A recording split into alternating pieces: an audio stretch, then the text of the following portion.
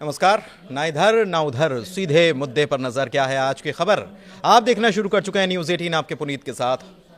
चलिए बात कर रहे हैं अमेरिका के राष्ट्रपति डोनाल्ड ट्रंप की। भले ही अमेरिका की कोशिशों के बाद इजराइल और हमास के बीच जंग थम चुकी हो, या फिर दूसरी तरफ उत्तरी गाजा में भी एक बार फिर से निर्वासित हुए फिलिस्तीनियों की वापसी शुरू हो चुकी हो, लेकिन अब ट्रंप ने एक बार फिर से जो बयान दिया है उससे पूरे मिडिल ईस्ट में ही हड़कंप मच चुका है। दरअसल ट्रंप ने जोर देकर कहा है कि फिलिस्तीनियों को जॉर्डन और मिस्र जाकर बस जाना चाहिए। ट्रंप के इन दोनों देशों के प्रमुखों को भी संबोधित करते हुए कहा गया कि उन्हें उम्मीद है कि जॉर्डन और मिस्र फिलिस्तीनियों को फिर से तैयार होने वाले गाजा के बजाय अपने देशों में बसाने के प्रस्ताव का समर्थन कर देंगे। हालांकि ट्रंप की तरफ से दिए गए इस बयान से ना तो दोनों देश इत्तेफाक रख रहे हैं और ना ही फिलिस्तीन के लोग। हां, इजराइल के दक्षिणपंथी नेताओं को जरूर कहा जा रहा है कि ट्रंप का यह बयान रास आ रहा है। सबसे बड़ी बात यह है कि ट्रंप ने यह बयान देते हुए अमेरिका की तरफ से जॉर्डन और मिस्र को दी जाने वाली मदद की दुहाई तक दे डाली है और कॉन्फिडेंस दिखाते हुए कहा है कि वे ऐसा ही करने वाले हैं क्योंकि हम उनके लिए बहुत कुछ करते हैं और वे ऐसा करने वाले हैं। व्हाइट हाउस के ओवल ऑफिस में फोटो सेशन के दौरान ट्रंप ने यह बात दोहराई है। जी हां, दोहराई, क्योंकि इसके पहले भी वो ये कह चुके हैं। या हम इसे इस तरीके से समझ सकते हैं कि ट्रंप इन देशों पर अपने एहसान की याद दिलाते हुए कहना चाहते हैं कि उन्हें ऐसा करना ही चाहिए। तो क्या यह समझा जाए कि ट्रंप अब इस मामले में दबाव डालने की कोशिश आने वाले वक्त में करते नजर आएंगे, या फिर चाहे वो जॉर्डन हो या मिस्र? लेकिन सवाल यह उठता है कि क्या फिलिस्तीनी गाजा वाले इलाके को छोड़ने के लिए राजी हो जाएंगे? वैसे हालात की अगर बात की जाए तो गाजा में हालात काफी बिगड़े हुए हैं। 70% गाजा का इलाका मलबे के ढेर में तब्दील हो चुका है। 7 अक्टूबर 2023 को हमास की तरफ से इजराइल पर जो अटैक हुआ उसमें 1200 लोगों की मौत हुई और उसके बाद इजराइल ने हमास का नामो निशान मिटा देने की कसम खाई थी और युद्ध शुरू कर दिया था। करीब 15 महीने तक चले संघर्ष में गाजा में ही 47,000 से ज्यादा लोगों ने अपनी जान गंवाई है, जिसमें छोटे छोटे बच्चे भी शामिल हैं। दूसरी तरफ गाजा में स्कूल से लेकर अस्पताल तक सब तबाह बर्बाद हो गया। ऐसे में गाजा उजड़ा है, वीरान है। तो क्या फिर भी गाजा में लोग लौटना चाहते हैं? इसका जवाब है हां। लोगों ने क्या कहा यह आपको हम जरूर बताएंगे, लेकिन उसके पहले ट्रंप के बयान को समझते हैं। फिलिस्तीनी नेतृत्व संयुक्त राष्ट्र और क्षेत्र में अमेरिकी सहयोगियों के प्रस्ताव के व्यापक विरोध के बावजूद डोनाल्ड ट्रंप ने दोहराते हुए कहा है कि बड़ी संख्या में फिलिस्तीनियों को गाजा छोड़कर मिस्र या जॉर्डन चले जाना चाहिए। पत्रकारों ने जब उनसे सवाल किया तो उनका कहना था कि वो गाजा के फिलिस्तीनियों को ऐसे क्षेत्र में लाना चाहेंगे जहां पर वो बिना किसी व्यवधान, क्रांति और हिंसा के रह पाएं। हालांकि यह साफ है कि मौजूदा अमेरिका नीति और अंतर्राष्ट्रीय कानून भी इसकी इजाजत देता नहीं है, लेकिन अब पूरा अरब इजराइल और फिलिस्तीन के बीच चल रहे संघर्ष के समाधान के लिए इस सुझाव को खारिज कर रहा है, जबकि इजरायली दक्षिणपंथियों ने कहीं ना कहीं इसे स्वीकार किया या उनको यह रास आ रहा है।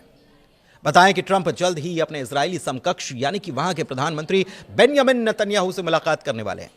ट्रंप के अमेरिका की कमान संभालने के बाद किसी राष्ट्राध्यक्ष की उनसे पहली मुलाकात होगी। ट्रंप का कहना है कि जब गाजा पट्टी पर नजर डाल दी जाती है तो यहां के हालात भी नजर आते हैं और ये बताते हैं कि कई सालों से ये किसी नर्क से कम नहीं है। ट्रंप का कहना है कि उस पट्टी पर अलग अलग सभ्यताएं रही हैं, ये यहीं से शुरू नहीं हुआ, इसकी शुरुआत हजारों साल पहले हुई थी। इशारा 3000 साल पहले का था, जिसके बारे में आगे जिक्र होगा। उन्होंने ये कहा कि इसके साथ ही हमेशा इसकी हिंसा से इसका जुड़ाव रहा है। आप ऐसे क्षेत्र में रहने वाले लोगों को पा सकते हैं जो बहुत अधिक सुरक्षित हैं, शायद बहुत बेहतर हैं और शायद बहुत अधिक आरामदायक है। इतना ही नहीं, ट्रंप की तरफ से यह भी दावा किया गया कि रविवार को मिस्र के राष्ट्रपति अब्देल फतह अल सीसी और जॉर्डन के राजा अब्दुल्ला से उन्होंने बात की थी और जोर देकर कहा था कि सहमति इस पर बन जाए, सहमत हो जाएंगे। हालांकि आपको बताएं कि अम्मान और काहिरा दोनों अब तक इस बात पर अड़े हैं कि ट्रंप का सुझाव गैर स्टार्टर है। मिस्र की मीडिया में मंगलवार को जो खबरें आई उसमें यह दावा किया गया था कि सीसी ने ट्रंप से बात ही नहीं की।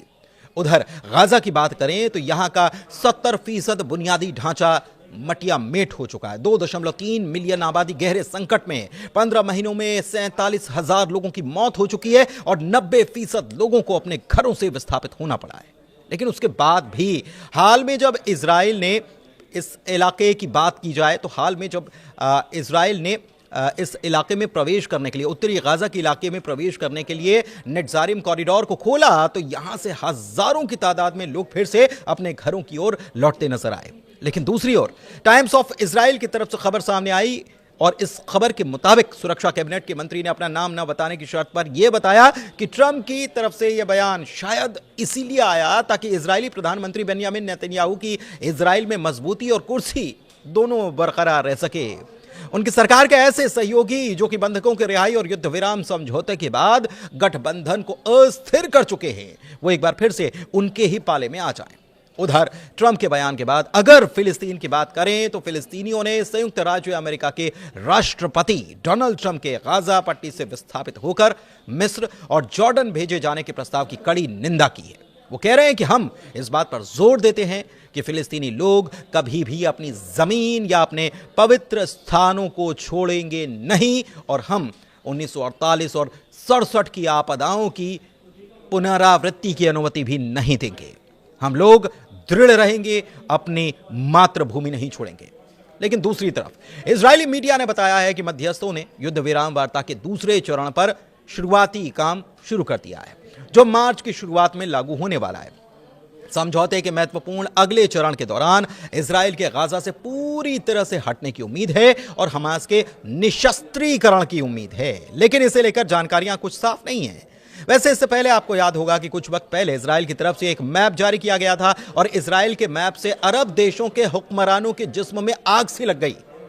इजराइल के इस प्लान से ऐसा भी नहीं कि अरब मुल्क पहले से अनजान थे, लेकिन अब तो उसने मैप जारी करके खुलेआम ग्रेटर इजराइल बनाने का ऐलान कर दिया है। दरअसल इजरायली शासन की तरफ से अरब मुल्कों को मैसेज देते हुए एक मैप जारी किया गया जिसमें लेबनान, जॉर्डन, सीरिया, इराक, फिलिस्तीन, मिस्र और यहां तक कि सऊदी अरब तक के इलाकों को शामिल किया गया है।